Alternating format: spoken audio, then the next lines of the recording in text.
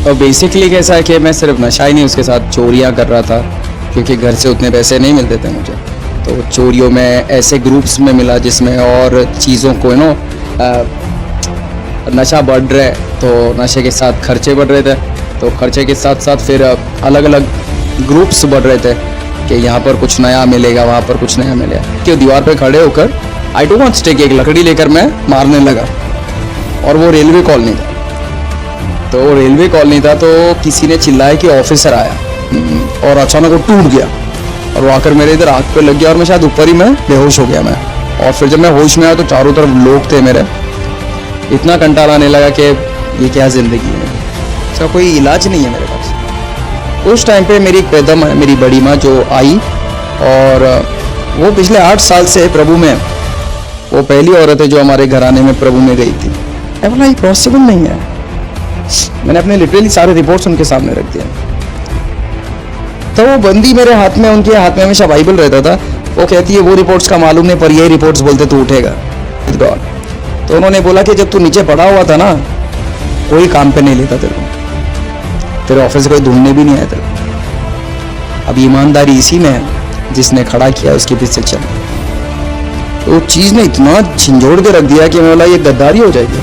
तू मेरा, तू मेरा, तू ही तो मेरा जुनू, वेखदा रवा तुझे दिल वेखदा रवा, तुझे वेख वेख वेख देख।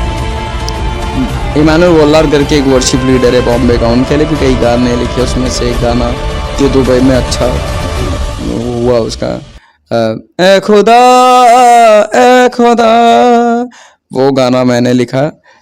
रोशनी रोशनी तो बनके आया, रोशनी।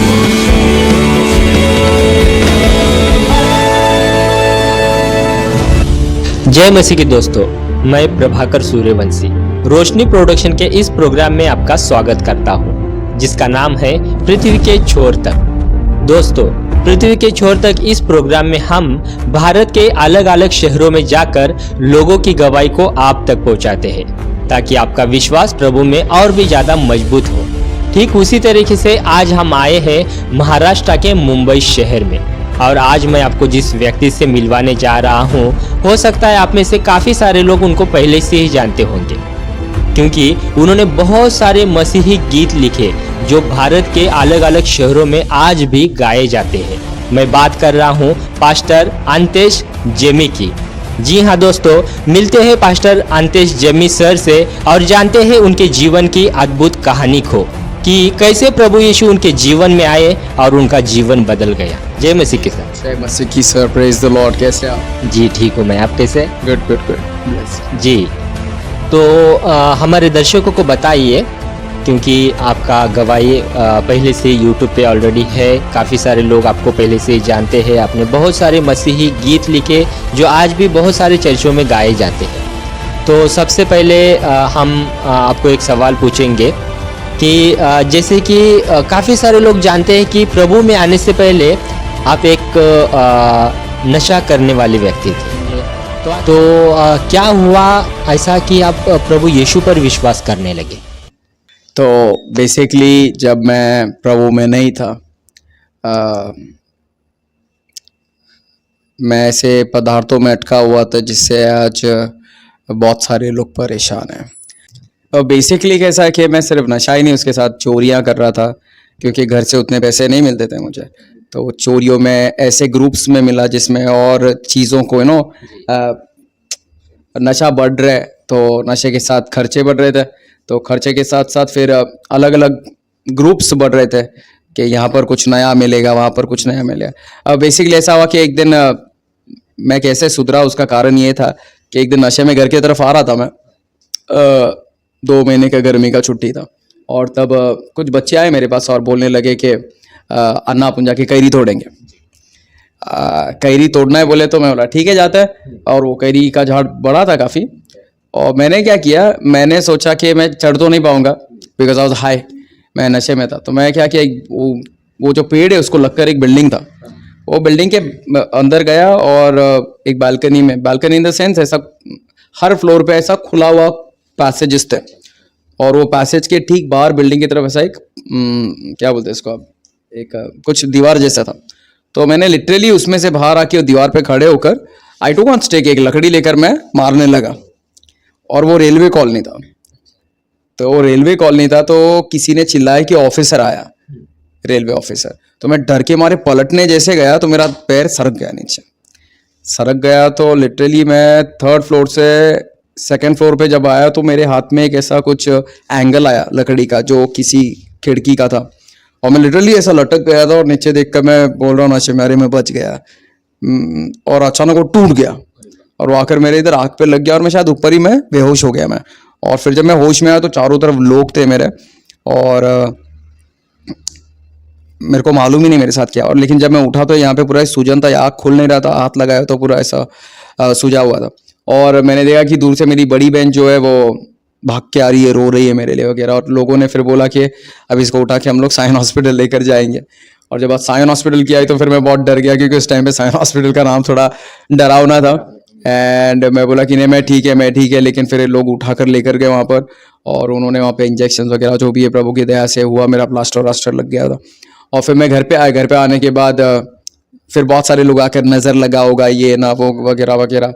और फिर तांत्रिक आए घर पे, मम्मी ने बुलाया था उनको, वो आकर उनका किया कुछ तंत्र वगैरह। और फिर नींबू काटे मेरे पीठ पे और क्या क्या डाला, मैं तो डर गया था कि नारियल ना फोड़े लोग पीठ पे।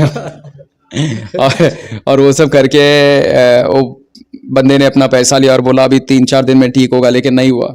और क्योंकि मैं भले मैं एक तेलुगु घर में पैदा हुआ, लेकिन I was very much fond of Islam. तो मैं कम से कम 3 साल तक मैं इस्लाम में, मैं लिटरली मैं शिफ्ट हो गया था वहाँ पे कि मैं इस्लाम में जाएगा। और मेरे भी बहुत सारे ऐसे बाबा लोग थे जो पहचान वाले थे, तो डॉक्टर बोल रहे नहीं उठेगा, तांत्रिक का भी नहीं हुआ, बाबाओं का नहीं हुआ, मैं क्या करने का नहीं मालूम। बट 3 महीने थोड़ा अच्छा लगा मेरे को कि रिमोट अपने हाथ में और अपने लिए चाय आ रहा है, सब कुछ अपना सेवा चाकरी हो रहा है, नाक का गाली दे रहे हैं ना, छोटी बहन सता रही है, सब अपना सेवा है। और जब मैं गिरा मेरे को याद है 2000 उसके कुछ साल पहले मेरे डैड एक्सपायर्ड हो गए थे, तो मॉम अकेली थी। तो जब मैं गिरा तो बहुत बोझ आ गया था मॉम पे, बहुत डर गई थी वो कि मुझे कुछ हो जाएगा। और फिर उसी जद्दोजहद में मेरे को खड़ा करने के लिए वो ये सब चीज़ों को घर में ला रही थी कि कोई तो आके कुछ तो करो। And nothing was happening for 3 months। I was on bed and everything, जो कुछ हो रहा था बेड पे हो रहा था, और जो मम्मी बहनी मेरे को साफ कर रहे थे। और मेरे को फिर एक 3 महीने बाद कंटाल आने लगा, इतना कंटाल आने लगा कि ये क्या जिंदगी है। I wanted to get up, I wanted to clear it up, लेकिन फिर उसका कोई इलाज नहीं है मेरे पास। एंड उस टाइम पे मेरी एक पेदम है, मेरी बड़ी माँ जो आई, और वो पिछले 8 साल से प्रभु में, वो पहली औरत है जो हमारे घराने में प्रभु में गई थी। और वो आके यीशु के बारे में बताती थी और उसको गाली देकर भगा देते थे हम लोग उसको। एंड शी केम अप, किसी ने नहीं बुलाया उनको, अपने आप आ गई वो आई, मुझे देखकर रोई और बहुत दुआ करी मेरे लिए। और उस टाइम पे मुझे बुरा लगा बहुत उनके लिए कि इसको मैं गाली देता था और ये आज मेरे लिए रो रही है। आई फेल वेरी बैड, और कहीं ना कहीं एक सॉफ्ट कॉर्नर उनके लिए जाग गया मेरे अंदर। तो उन्होंने दुआ किया है, लिटरली शी सेड, पता नहीं था उस टाइम पे कि ये प्रॉफिटिक वर्ड है वो, बट मुझे लगा ओके एक बुजुर्ग औरत दुआ दे रही है। एंड शी सेड कि प्रभु कह रहा है 15 दिन में तुम उठोगे। मैं बोला ये पॉसिबल नहीं है। मैंने अपने लिटरली सारे रिपोर्ट्स उनके सामने रख दिए। तो वो बंदी मेरे हाथ में, उनके हाथ में हमेशा बाइबल रहता था। वो कहती है वो रिपोर्ट्स का मालूम नहीं, पर ये रिपोर्ट्स बोलते तू उठेगा।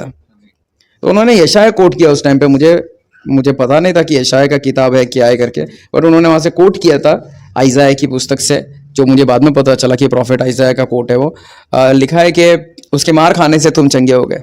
और फिर मुझे बोले कि ठीक है सब एक्सपेरिमेंट कर लिया। मैं बोला हाँ कर लिया। दवा गोली कर लिया? बोले कर लिया।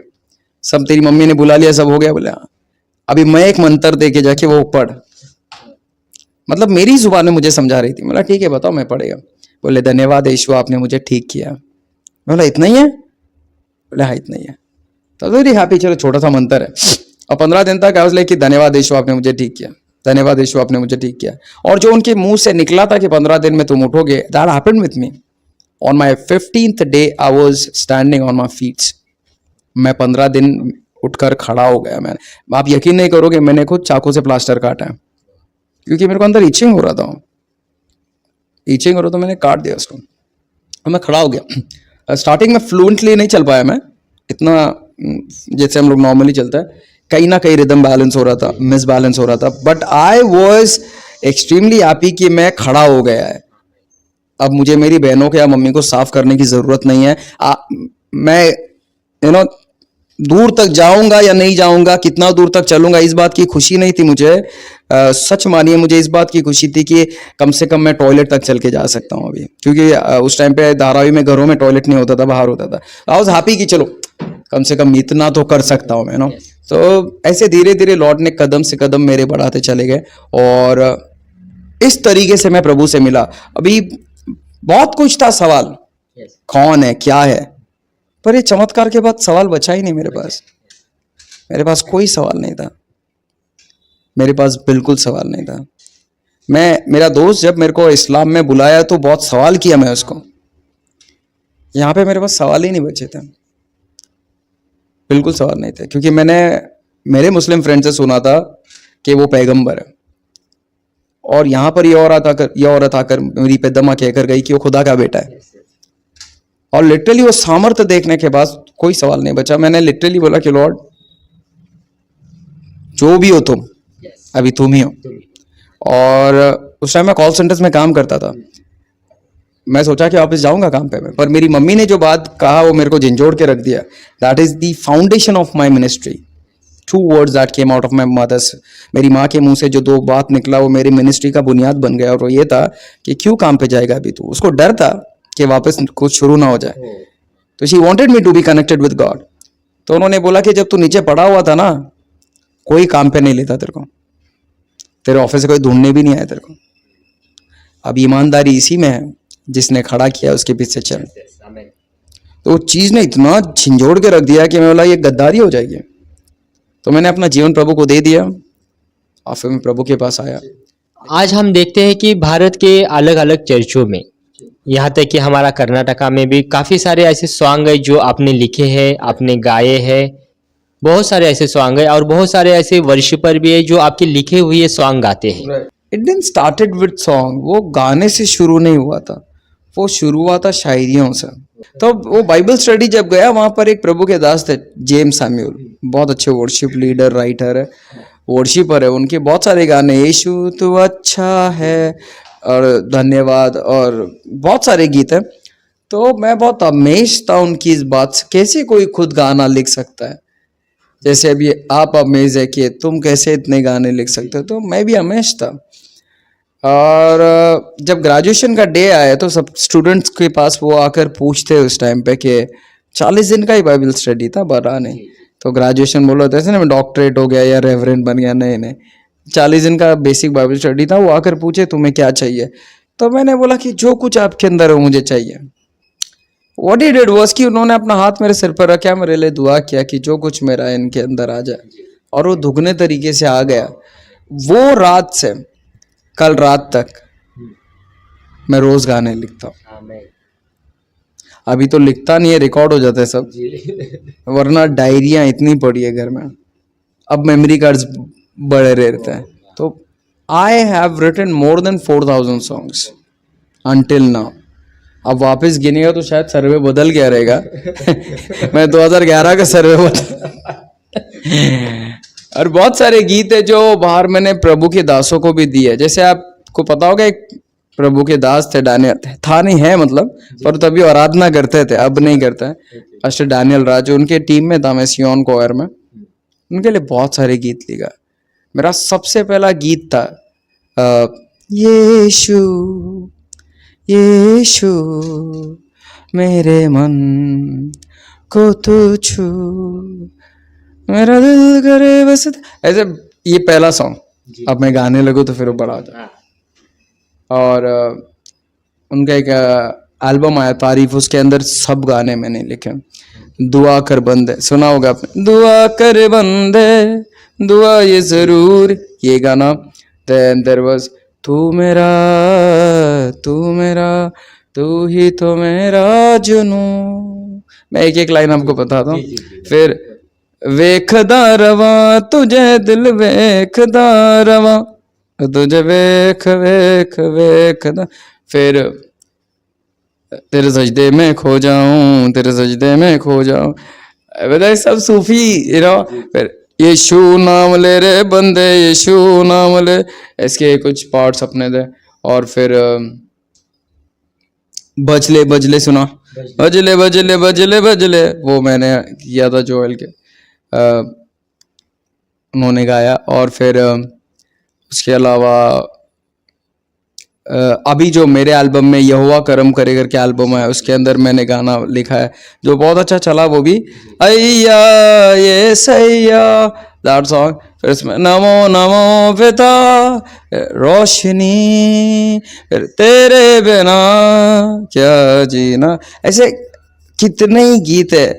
फिर भाई प्रणीत कालवे ने उनके लिए एक गाने में लिखा है हमने, भाई शशांक पटेल करके है, उनका गीत में हमने लिखा है कुछ कुछ चीज़ें। ऐसे इमानुअल वोलार करके एक वर्शिप लीडर है बॉम्बे का, उनके लिए भी कई गाने लिखे, उसमें से एक गाना जो दुबई में अच्छा हुआ उसका, ए खुदा ए खुदा, वो गाना मैंने लिखा। और तेरा शुक्रिया करके उनका गाना है, वो मैंने लिखा। और बेंसन ब्रिट्टो करके एक प्रभु के दास है, उनके लिए 10 गाना उनके एल्बम का 10 का 10 मैंने लिखा, जिसमें एक गाना है वजनकारी भजन करेंगे यीशु के नाम से, या ये गाना है उसमें। और फिर तेरे बिना नींद आए ना, तेरे बिना चैन आए ना, तेरे बिना रातें मेरी सुनी है खुदा, ऐसा वो गाना है। फिर ब्रो मैं क्या क्या याद दिलाऊं, बहुत सारे गीत है। There's one तेलुगु पास्टर, उनके भी एल्बम के लिए 10 गाने मैंने लिखे, बट हिंदी सॉन्ग, तेरा करम एंड ऑल दैट स्टफ। और कितने गीत मेरे को याद भी नहीं, मतलब कई बार ऐसा हुआ है कि मीटिंग्स में कुछ लड़के मिल गए, अनाए गीत चाहिए, उधर ही बैठ के लिखते हैं, लेकिन वही जगह पे। तो प्रभु ने वो अनुग्रह दिया है कि you give me a topic, I will give you a song, ऐसा रहता है। कई बार प्रीच करते करते प्रीचिंग पे बन जाता है, तो हम लोग वहीं करके हम लोग उसको कर देते हैं। तो basically what I did was कि मेरे को वेस्टर्न में ज़्यादा इंटरेस्ट नहीं है, western songs. I like Asian culture, classicals, Sufis, ghazals, हाँ ये सब गाने, मतलब हालांकि मैं सीखा नहीं है, बट मेरे को जॉनर बहुत पसंद है। हाँ मैं ये कह सकता हूँ कि मैं गायक नहीं हूँ, पर तुम ये नहीं कह सकते हो कि मैं आराधक नहीं हूँ। ओके, तो मैं सीखा भी नहीं है और मैं बिका भी नहीं है। तो जो कुछ दिया उसी ने दिया, इसलिए पलट के उसी को दे रहा हूँ, क्योंकि जब सांसें छूट जाएगी मेरे साथ कुछ नहीं जाएगा सिवाय मेरे गीतों के, कुछ भी नहीं जाएगा। तो I have learn that from my teachers, मेरे गुरुजनों से मैंने सीखा ये चीज़, और इस तरीके से गाने की शुरुआत हुई। ये मंजिल अब तक चल रही है, ये सफ़र अब तक चल रही है, और मुझे यकीन है मंजिल आने तक चलती रहेगी यीशु के नाम से। इसके लिए दूसरा सवाल है कि आज हमारे भारत में देखा जाए तो काफ़ी सारे ऐसे लोग हैं जो अनपढ़ है, जिनको बाइबल का नॉलेज नहीं है। वो लोग समाज में एक अशांति का काम कर रहे हैं, अशांति फैलाने का। तो उनका ये मानना है कि इन लोगों को लालच दिया गया, या फिर इनको पैसों का लालच देकर इनका धर्मांतरण किया गया। आप तो प्रभु को जानते नहीं थे, आप तो नशा करने वाले एक व्यक्ति थे, तो आपकी गवाही तो हम लोगों ने सुना। तो इसके बारे में आप क्या कहना चाहेंगे? क्या सच में पैसों का लालच देकर धर्मांतरण किया जाता है? क्या हो रहा है? मुझे नहीं लगता ऐसा कुछ हो रहा है, मुझे बिल्कुल नहीं लगता कि ऐसा कोई पैसा लेकर कोई धर्मांतरण और कन्वर्जन हो रहा है ना। ये बहुत फेक नैरेटिव है जो कई वर्षों से चल रहा है। ये लोग जब अगर कहते हैं कि पैसा दिया जाता है, अब मैं 2007 से आया हूँ, मैंने अब तक वो चर्च नहीं देखा जहाँ पर पैसा देते हैं। तो एक फेक नैरेटिव है कि पैसा देकर जो है, मैं तो नहीं बना पैसा लेकर, पैसा बहुत था करके मैं नशा कर रहा था, और बहुत पैसा कमाने के लिए अलग अलग बुरे काम कर रहा था। पैसे की वजह से नहीं आया मैं, पैसा छोड़कर आया मैं, ताकत छोड़कर इबादत को पाया है। एक ऐसा नैरेटिव है जिसकी वजह से आज मसीहत को बदनाम कर रहे हैं। पर मुझे इस बात का सुकून है कि एक शायरी मैंने लिखा था, एक बहुत अच्छा वर्ड है मुरीद, उर्दू में मुरीद। मुरीद मन मीन्स उसका चेला, मुर्शिद का मुरीद होता है।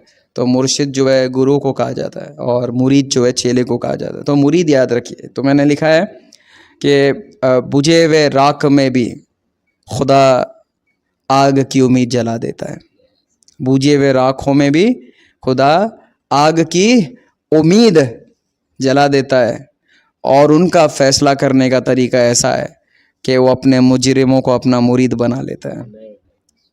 तो मुझे यकीन है कि जितने आज इल्ज़ाम लगा रहे, एक दिन वो प्रभु के प्रेम को समझेंगे और उस दिन उनको भी इस बात को याद करके दुख होगा कि हमने बहुत गलत इल्ज़ाम गलत कौम पर लगाया है। मुझे जहाँ तक पता है, जहाँ तक मैंने पढ़ा है, मसीहत ये एक ऐसा काफ़िला, एक ऐसा कौम है जिसने सिर्फ हाथ मदद करने के लिए बढ़ाया है, वो चाहे भारत हो चाहे दुनिया का किसी भी कोना हो। इनफैक्ट अगर आप स्टडी करोगे तो लेह लद्दाख या हिमालयन ऐसे ऐसे जगहों पर मिशनरी स्कूल्स खोले और जाके लिटरली पढ़ाते क्रिश्चियंस, जहाँ पे बहुत सारे लोग जाना भी पसंद नहीं करते हैं। तो ये सारे पॉजिटिव चीज़ें छोड़कर नेगेटिव बातों को याद करना या उसको बढ़ावा देना कहीं ना कहीं मुझे लगता है कि it is not good for the harmony of society. लेकिन one day they will realise, कभी ना कभी फ़िज़ा बदलेगी, कभी ना कभी फ़िज़ा बदलेगी। तो मुझे लगता है कि नहीं, ऐसा कोई चर्च नहीं है जहाँ पर पैसा देकर, मेरे तो ध्यान में भी नहीं ऐसा। अगर है तो फिर हम लोग उसको नहीं बख्शेंगे।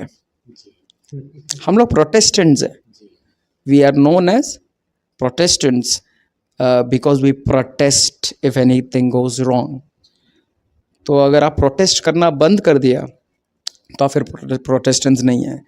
इसलिए बहुत सारे लोग प्रोटेस्टेंट्स या फिर आप बोले बिलीवर्स, इसको नाम बोलो आप, या फिर आप क्रिश्चियंस बोलो या जो भी आप बोल सकते हैं, बट बाइबल का उसूल है कि अगर आप गलत के खिलाफ खड़ा ना हो तो अगर ऐसा कोई चर्च है तो बताइए, we will go and speak to them और वी विल स्टैंड कि ये चीज़ बंद करो करके।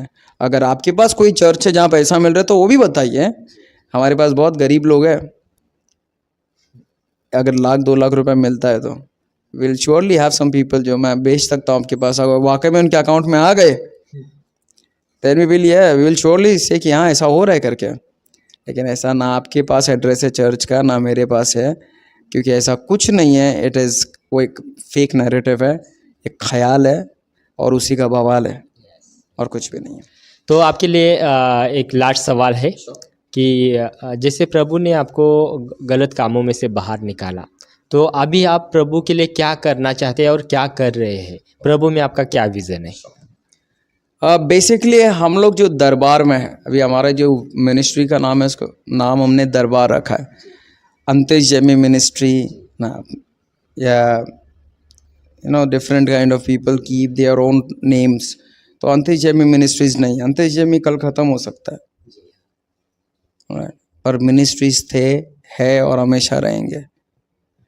ये वो मिनिस्ट्रीज है जो बहुत, ये परमेश्वर का जो काम है ये बहुत मुकम्मल है, ये बहुत ताकतवर है। इसको ना हिटलर ख़त्म कर पाया, इसको ना सिकंदर ख़त्म कर पाया, ना हेरोड राजा से हो सका, ना फिरौन से हो सका, आज भी नहीं हो सकता और कल भी किसी की बस की बात नहीं है कि खुदा के काम को रोक सके। तो इसलिए मैंने इसका नाम दरबार रखा है। दरबार वो जगह को बोलते जो राजा के सामने हो। राजा बैठा है तो दरबार है, राजा नहीं है तो फिर वो खाली कमरा है। तो यीशु मसीह राजाओं का राजा है, तो मैं जब दरबार कहता हूँ तो फिर वो एक ही राजा दिखता है मेरे को, तो इसलिए दरबार मिनिस्ट्रीज करके इसको नाम रखा है। तो मेरा कोई विजन नहीं है, दरबार का एक ही विजन है, जो विजन उन्होंने 2024 साल पहले चालू किया था। और क्या विजन है? बहुत सिंपल है, don't make it complicated, very simple. Go preach, जाओ सुसमाचार फैलाओ और उन्हें पिता पुत्र पवित्र आत्मा के नाम से बपतिस्मा दो और उन्हें, प्रभु यीशु ने कहा मेरा चेला बनाओ, अपना नहीं। तो this is what we do. हम लोग मूव करते हैं, हम लोग सिर्फ सुसमाचार देते हैं, हम लोग डिबेट में बैठते नहीं। हम लोग किसी को छेड़ते नहीं, और हमारा विजन है कि हम लोग कि परमेश्वर के काम को लेकर चले जो उनका विजन था। अगर उसके विजन को लेकर चल रहा हूँ तो फिर मैं डायरेक्टली उनके टीम में जाता हूँ, और मुझे उन्हीं के टीम में रहना है ब्रो, मुझे उन्हीं के टीम में रहना है। तो हमारा एक ही काम है। और हम लोग दरबार में भी हम लोग we call out to many people who are into addiction. दरबार जब शुरू किया तो हमने लिटरली नशेबाजों को ही लेकर शुरू किया। जहाँ पे मैं जाके बोलता था आओ, तो लिटरली मेरे दोस्त बोलते थे अन्ना मैं तो चरस पी रहे, मैं कैसे आऊँ? बोले चरस लेकर आ, वो लोग यहीं पे सही हो। और 2-3 महीने के बाद ऐसा हो कि कईयों के नशे छूट गए। देखो बाइबल बहुत सिंपल है। Bible says in the book of genesis, उत्पत्ति की किताब में, जब वो बात करने लगे तब दुनिया बनी। जब वो बात करता है तो टूटी फूटी दुनिया बनती है। पर बाइबल ये भी कहता है कई बार ऐसा हुआ कि अगर भाई आपस में बात कर रहे तो भी बना बनाया घर टूटता है। तो let the word of God speak, वो बात करेगा। हम नौकर है, वो मालिक है। तो ये सब सिंपल सिंपल रखा है हमने। जो भी आता है गले मिलता है। फिर हमने मदद करने से पहले मजहब नहीं पूछते हम लोग। लेट इट बी, जो हो रहा है होने दो। हम लोग इस तरीके से परमेश्वर का काम कर रहे हैं ब्रदर, और हमें पूरा यकीन है क्योंकि ये विजन परमेश्वर का है। And because we are connected in the vision of God, surely परमेश्वर जहाँ पे करना है। और बेसिकली हम लोगों को इंडिया और एशिया के लिए बहुत बोझ है। I don't pray for America, मैं यूएस के लिए प्रार्थना नहीं करता हूँ, मैं मेरे भारत के लिए प्रार्थना करता हूँ। मुझे पर्सनली ऐसा लगता है कि मेरा ही घर अगर टूटा है, मैं कहाँ दूसरे के कौले लगाने जाऊँ। तो I would like to also encourage many youngsters from this channel. इस चैनल के माध्यम से कई सारे जवान सेवकों को मैं गुजारिश करता हूँ, अपने देश में काम करो। सुसमाचार का प्रचार भारत में होना बहुत बाकी है। बहुत सारे दरवाजे अभी बाकी है जिस पर मेमने का लहू लगना है। Just don't work for US कि भारी जाना है, प्लेन में बैठना है। That is not the call of God. नहीं, परमेश्वर हमको यूएस लेके जाने के लिए नहीं रखा है, परमेश्वर हमको स्वर्ग लेके जाने के लिए बुलाया है। तो मैं नहीं बोलता वहां जाना गलत है, नहीं, एक वक्त आएगा प्रभु लेकर जाएगा, पर ज्यादा बोझ अपने देश के लिए, अपने वतन के लिए, अपने लोगों के लिए रखो। Thank you very much for this opportunity. धन्यवाद इस मौके के लिए। बहुत मैं उसी तरीके से ब्रदर प्रभाकर सूर्यवंशी का भी बहुत शुक्रगुजार हूँ कि वो बकायदा इतनी दूर से आकर, कर्नाटक से मुंबई में आकर, वो प्रभु के उन लोगों का वीडियो बना रहे जिसके द्वारा तेरा प्रभु यीशु मसीह भारत में और दुनिया के अलग अलग कोने में हम जैसे गिरे हुओं को उठाकर खड़ा कर रहा है, हम जैसे रद्दी में पड़े हुओं को उठाकर गद्दी पे बिठा रहा है। तो मैं शुक्रगुजार करता हूँ इस चैनल का, रोशनी प्रोडक्शन का, कि वो यहाँ तक आए सफ़र करके और हमारे सफरिंग को आपको दिखा रहे। परमेश्वर का मैं धन्यवाद करता हूँ इस चैनल के लिए। और मैं जानता हूँ कि और भी बहुत सारे लोग होंगे वहाँ पर जो मुझसे कई गुना बड़ी गवाही रखते हैं। और मैं जानता हूँ कि कई साल तक मुझे भी कोई नहीं जानता था, और शायद आपके पास भी कोई नहीं आया, लेकिन स्क्रीन पे एक नंबर दिया हुआ है।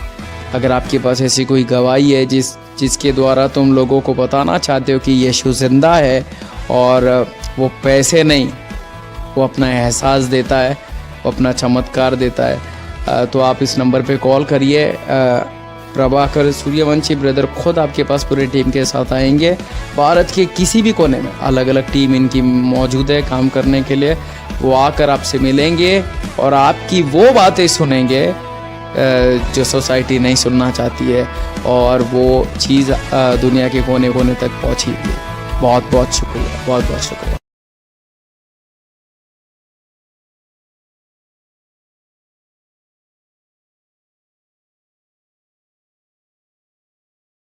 समस्त प्रभु जीशुख्रीष्ट नाम रे मोर आंतरिक नमस्कार। प्रिय भाई एवं भौणी माने, आज दुनिया रे अनेक प्रभुंकर सेवक मान अछंती। सेमानक मध्यरे पास्टर माने बसंती, सुसमाचार प्रचारक अछंती, शिक्षक अछंती, भविष्यत वक्ता अछंती। ଆଉ ସାଧାରଣ ବିଶ୍ୱାସୀମାନେ ବି ଅଛନ୍ତି।